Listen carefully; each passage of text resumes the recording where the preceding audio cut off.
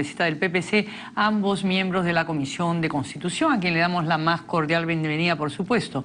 Muy buenas noches. Buenas noches. La primera pregunta, y es un tema formal, pero sumamente importante. ¿Cómo se aprueba un proyecto de ley, una comisión, con votos de 2 congresistas accesitarios? ¿Cuál es la prisa, congresista Guayama, usted que es del oficialismo y que pusieron los accesitarios? Bien, primero, no está contra el reglamento. Sí hubieron de acuerdo, nuestra bancada poco elegante, ¿no? 4 titulares de 6 miembros de nuestra bancada. Siempre los congresistas accesitarios participan, ¿no? Y votan en el momento que pueden votar si es que no está el titular. Eso lo dice el reglamento. ¿Pero dónde estaban? ¿Dónde sabe? ¿Estudiando? ¿Qué no, y lo otro no es de la noche a la mañana, no es de carrera, son 17 meses de debate, 17 meses escuchando a todos los involucrados en la universidad, que son docentes, estudiantes, personal administrativo y todo el sector del empresariado también incluso. ¿Cómo está Bengolea? Buenas noches. ¿Sobre ese tema? Está? Sí, yo claro. lo he denunciado, porque sí, evidentemente, más allá del derecho que tiene cada uno a tener su idea, mi pregunta es cuál es la prisa. Y aquí evidentemente ha habido una prisa que ya venía desde antes, ¿no es cierto? De tratar de correr, de tratar de aprobarlo como salga. Mira, muchas veces estas sesiones de educación fueron frustradas porque no había quórum, precisamente porque el oficialismo no estaba presente en su mayoría. Lo que ocurrió en estas últimas sesiones es que el congresista Mora se ha dado cuenta del asunto, alguna conversación ha tenido y a partir de entonces siempre estaban los 6 votos nacionalistas con titular accesitario, lo que falte. Porque sabía que con eso, más el voto del congresista Ceballos, que yo respeto muchísimo, y del propio Mora, tenían los 8 votitos con los cuales podía salir adelante siempre y cuando hubieran algunas licencias para conseguir el quórum. A lo que quiero llegar es que es correcto, es reglamentario, pero una ley tan importante se ha aprobado con las justas de votos, es decir, tenemos 8 votos, vota ahorita para conseguirlo y pasar adelante, cuando mi pregunta sigue siendo la misma que ya vengo haciendo hace meses. ¿Cuál es la prisa para una ley tan importante? Ahora, bueno, pasando ya de lo formal al fondo de la discusión, está lo que parece ser pues el centro, ¿no? Sobre si esto no afecta a la autonomía de las universidades. ¿Por qué ustedes consideran que no, congresista? Bien, bueno, el artículo 18 sobre la autonomía universitaria está tal y cual en el artículo 12 de la presente ley, el presente dictamen que hemos aprobado. Entonces, se respeta la autonomía universitaria, no que simplemente la superintendencia, que no lo hemos sugerido nosotros, es una sugerencia del Tribunal Constitucional, una sugerencia de la Contraloría General de la República, del Consejo Nacional de Educación, propuesta de varios congresistas. Una sugerencia a la que la propuesta le pone contenido y ahí viene el problema. Que hemos aprobado es un acumulado de más de 40 iniciativas legislativas respecto de señores congresistas de diferentes bancadas, ¿no? Y se ha debatido 17 meses. No ha habido ninguna prisa. ¿Pero han ido todos los que tenían que ir o no? Han ido todos, que siempre han ido. Porque hay muchos que dicen que no han estado participando. No, sí, a veces hay sesiones pues que no va un titular, a veces va el accesitario y eso es normal. Bueno, pero usted dice que no depende, pero la superintendencia sí depende finalmente del Ministerio de Educación. ¿Qué dice usted, congresista Bengolea? ¿Depende o no depende? Porque esto no es como el sexo de Los Ángeles, comprenderá usted. El dictamen dice con toda claridad que está adscrita al Ministerio de Educación, lo dice clarísimo. Ahora, entonces, ¿depende o no depende? El tema es que cuando se crea cualquier organismo público, hoy en día, según la ley del Poder Ejecutivo, tiene que estar adscrita hacia un ministerio o a PCM. Entonces dependemos del presidente, del gobierno que corresponda y dependemos del ministro del gobierno que corresponda. No significa que dependa del ministerio, porque del Ministerio de Educación, de los 9 miembros que estamos planteando para la superintendencia, solamente hay un miembro del Ministerio de Educación y él no sé quién lo preside. Sí, pero hay uno del CEPLAN, hay uno del CONCITEC, hay uno de universidades públicas. No, 4 de universidades públicas y privadas, uno del sector empresarial. 2 de intermocionales. 2 de públicas y 2 de privadas. Con 4 de las universidades. Uno del sector empresarial, uno de los colegios profesionales. Ahí van. ¿Quién va a elegir al del sector empresarial? Bueno, en el reglamento, en los estatutos se verá, ¿no? Porque definitivamente, pues, el sector empresarial debe participar ahí para ver el nexo entre la universidad y... Bengolea, a ver, si son 3 que dependen del gobierno y los otros 6 no los puede nombrar el gobierno, ¿por qué se dice que se... Por varias razones, pero quisiera fijar, permíteme algunas precisiones solamente que quisiera hacer. Si el tema es que esto lo está planteando el TC, entonces yo le diría con mucho cariño que el TC también les está planteando que le paguen a los jueces todo lo que están pidiendo. Y ahí sí no interesa el TC. O sea, cuando es importante el TC interesa, cuando no es importante el TC no interesa. Ese no puede ser el argumento. El argumento de fondo ¿interesa o no interesa mantener la autonomía universitaria?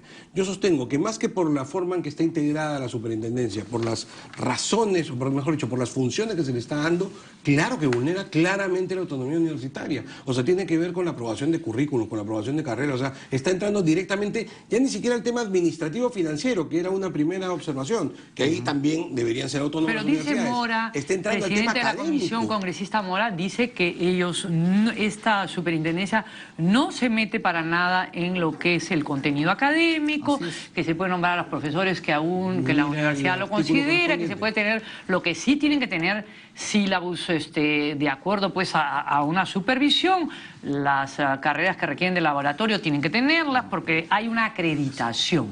Mira, ese es uno de los aportes. A ver, vamos a fijar algunos parámetros, ¿ya?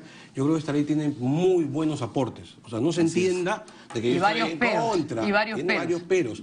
Mi pero principal, además, es formal. Solamente quiero contar una historia que es real y estoy seguro que no me va a dejar mentir.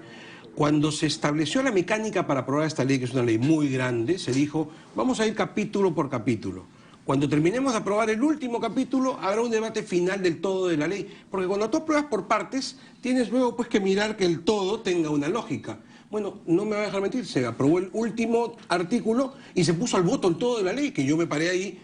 Y yo había estado muy bien, me paré y le dije, oiga, ¿cuál es la prisa? Denos una semana para leer todo el articulado y venimos y votamos. ¿Cuál es la y le dije, puede tener hasta mi voto a favor. Siempre a veces... ¿Eso es prisa o qué es? El tema es que cuando habían algunas modificaciones de artículos que se había aprobado, ¿no? Se tenía que votar por reconsideración y no habían los votos suficientes en ese momento para votar una reconsideración, ¿no? Entonces, eso no significa que la ley esté bien, no, puede haber algunos errores. Pero ¿para qué aprobar en una comisión una ley con errores? No, puede haber algunas falencias, pero eso justamente tenemos el Pleno. El Pleno, obviamente, el debate en 130 congresistas que van a haber aportes, de repente... ¿Va a ser este viernes el Pleno de todas maneras? No lo creo, no creo. Yo creo que tenemos que darnos un tiempo para una en marzo, abril, no sé.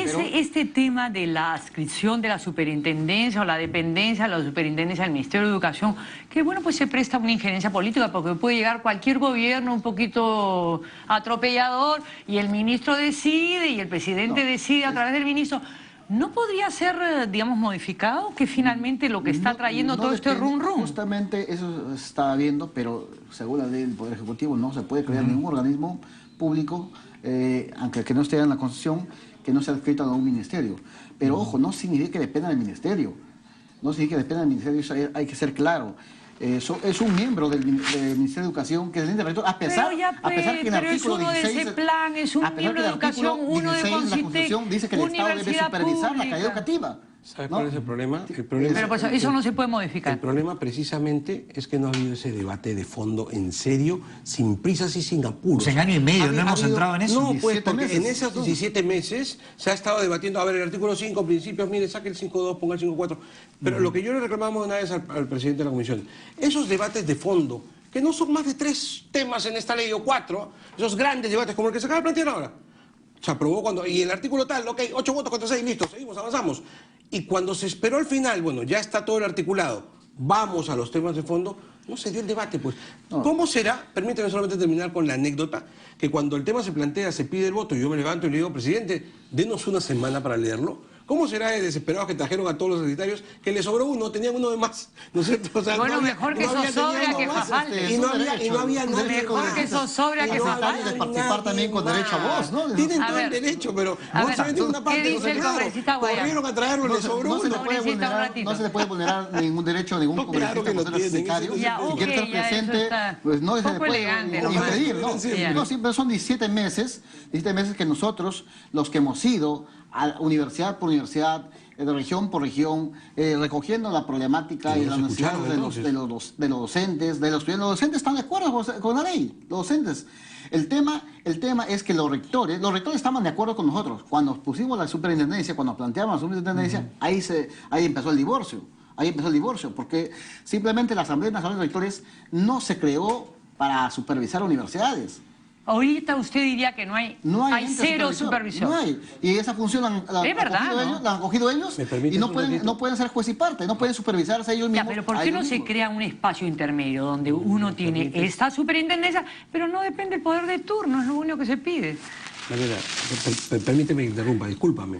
Ese es precisamente el debate que no se ha tenido. Fíjate lo que acabas de decir, lo que acaba de decir el congresista. O sea, porque no querían ninguna supervisión, porque hoy día no hay ninguna supervisión. Eso no es intromisión en la autonomía. Entonces yo no estoy diciendo que haya o no haya. Digo, tengamos el debate y quedemos bien claro qué es autonomía y qué vamos a respetar con respecto a la autonomía. Porque tengo la impresión que cuando hablamos de autonomía universitaria hablamos de idiomas distintos. ¿Qué plantean ustedes para universidades bambas que no tienen laboratorio, que no tienen biblioteca, que algunos dicen como el señor de la Asociación Nacional, el señor Velázquez, que dice... ¿Públicas o privadas? ¿Públicas o privadas? Correcto, por favor, la plata se estafa igualito. Uno de los mejores aportes que tiene esta ley tiene muy buenos aportes en el tema de privadas, es que está diciendo que si tú no tienes acreditada la carrera, no das título a nombre de la nación. Que yo lo que yo decía, esa es una llave maestra, es perfecta. Imagínate tú de universidad que ya no puede dar títulos a nombre de la nación. El problema es quién acredita, el problema es quién acredita.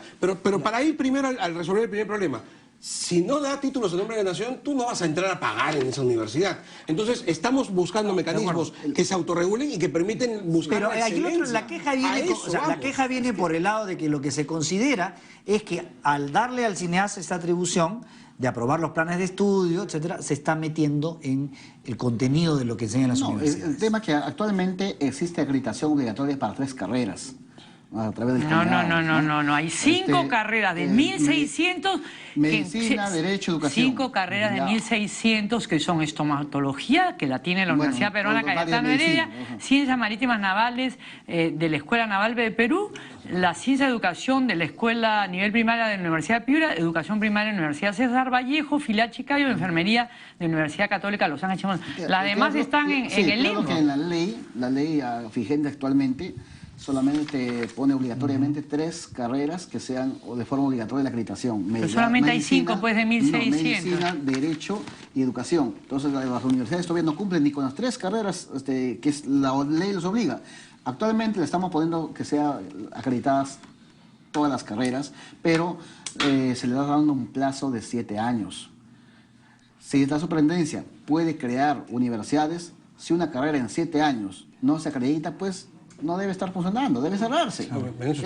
Eso es en el fondo los que no quieren los universidades privadas, en el fondo. Eso es el tema. ¿Por qué? Porque es un negocio. O sea, Marco no está de acuerdo. Alberto siempre me lo ha dicho, ¿no? El mismo mercado la saca, claro. ¿No? La saca el mismo mercado. No es verdad que el mismo mercado la saca, eso es mentira. No, María, hay universidades privadas que son un desastre. María, perdóname. Eso no se ajusta a la realidad. Con todo respeto, lo que me parece que está tratando de decir es que si se aplican esas normas, alguna de las que están en esas normas, sí puede llegar a funcionar. Por eso quiero que se entienda. Claro. Lo que pasa es que acá han hecho una suerte de discusión de entre buenos y malos. Y eso es responsabilidad del presidente de la Comisión de Educación. Vamos a presentar un dictamen en minoría, que no lo tengo en este momento. ¿Pero qué dice en síntesis respecto a la autonomía universitaria y la supervisión? En síntesis, respecto a la autonomía universitaria. Eso implica que tú vas a tener la posibilidad de crear una universidad, pero tienes que cumplir determinados parámetros. Uno de ellos, por ejemplo, el estar acreditado. Si no estás acreditado, no das título. ¿Y las existentes que hacemos con universidades donde los rectores ganan? Eso ya está en el proyecto. Sin duda. Pero no hace falta, después de tener ese mecanismo, no hace falta tener a alguien que te esté supervisando encima para ver en qué gastas tu plata y cómo la estás gastando. A ver tu currícula, no me interesa, porque como bien dice ella, imaginémonos que entonces en este gobierno viene cualquier gobierno después con ganas de meter la mano, porque pero eso da pie a algunos que algunos digan, este es un reclamo de las universidades privadas, porque si los obligan a ser transparentes con el dinero, entonces se acaba el negocio. Justamente hay 2 tipos de universidades privadas. Ahora hay que participar un ratito. 2 tipos de universidades privadas. Las societarias, que son las con fines de lucro, nosotros y en la ley en ningún momento nos han puesto pues, que se debe supervisar sus utilidades, no, porque pagan impuestos. Pero las asociativas, las universidades sin fines de lucro, por ejemplo, como la Inca La Vega, las utilidades sí deben supervisarse y que se reviertan en beneficio de los mismos estudiantes. Y no como ahora la Inca García, por ejemplo, 2 millones de soles mensuales para que no hayan utilidades, para que no sean revertidas. Eso no puede darse. ¿Cómo se norma eso, congresista Bengolea? O sea, ¿cómo se norma este desmadre que hay en algunas universidades? Hay universidades, es verdad, que no tienen ni biblioteca, que no tienen ni laboratorio, o donde el rector gana lo que gana. O sea, eso también es una reclamo, ¿no? En el Perú existen diferentes órganos que regulan, a los que hay que pedir que hagan su trabajo. O sea, es fácil levantar banderas y hacer exigencias cuando los demás no hacen su trabajo. Pero se levanta banderas, pues, sin nada pasa. Si acá se está diciendo que hay que controlar que aquellos que no reinvierten, entonces ¿qué estamos hablando? De una evasión tributaria. ¿Para qué está SUNAT? ¿Qué está haciendo SUNAT al respecto? Punto número uno. Si estamos hablando de un mal servicio, ¿dónde está Indecopi? ¿Qué está haciendo Indecopi al respecto? Lo que pasa es que, por eso te digo, trataba de desarrollar una idea. Se ha hecho que este debate sea un debate entre buenos y malos. Entonces se ha dicho, por un lado, cosas con las que estamos de acuerdo. La ANR es un desastre, estamos de acuerdo. Debe desaparecer. O regularse absolutamente distinto. Hay algunas universidades que no sirven. Hay algunas universidades que no sirven, totalmente de acuerdo. Entonces, los que estén en desacuerdo con esta norma están a favor de los... Eso es una forma macartista como se ha llevado este debate, que además, insisto, en mi crítica central, se ha resuelto en 2 minutos. Esto es un tema mucho más serio para nosotros. Yo creo que sí. Todos los congresistas hemos aportado, como está Bengolea, de igual saludo, por ejemplo, los últimos aportes, incluir los 5 capítulos de artículos, sobre el tema del deporte, que hemos apoyado ahí, porque entendemos que eso es bueno, pero el tema de la Asamblea Nacional de Rectores, ¿qué ocurre en todas las universidades públicas? El desgobierno. ¿Qué hacen en la Asamblea Nacional de Rectores? Cogen a un rector, muchos de ellos chamuscados, que vienen con problemas de corrupción de sus universidades y los ponen como presidente de la comisión. Pero es que cambiar una cosa mala por otra no tan buena, no sé si sea la solución. El público dirá, la ciudadanía dará su opinión y ustedes discutirán, me imagino, un poquito más profundamente en el pleno del Congreso, que algunos dicen que no. Pero la ley sí gira en torno a la calidad. ¿Tiene fecha para el pleno todavía? No, todavía no. Pero solo con este concepto, no era necesario llegar al pleno para debatir algo que debió debatirse una semana en la Comisión de Educación, que es la fundamental para que se termine de dar su palabra. Esto fue votado así como te digo, trayendo a los nacionalistas para lograr los 8 votitos. Me parece una falta de respeto por el muchas gracias, congresista Bengolea, muchas gracias, congresista Leonidas Guayama. Es que el tiempo está, nos van acá a sacar de la Asociación Nacional de Televisión. No hay ningún problema, pero nosotros hemos participado en todas las sesiones descentralizadas en provincias que con este Bengolea no ha existido. Solo él, perdón. Lo lamento. Yo he tenido reuniones, y no me dejará mentir, con universitarios de todo el país, en el interior y en Lima. He organizado y he conversado con muchos, así que perdóname. Muchas gracias al congresista, muchas gracias al congresista Leonidas Guayama, muchas gracias. Bueno, tenemos que ir a la pausa, vamos a regresar con todavía más información aquí.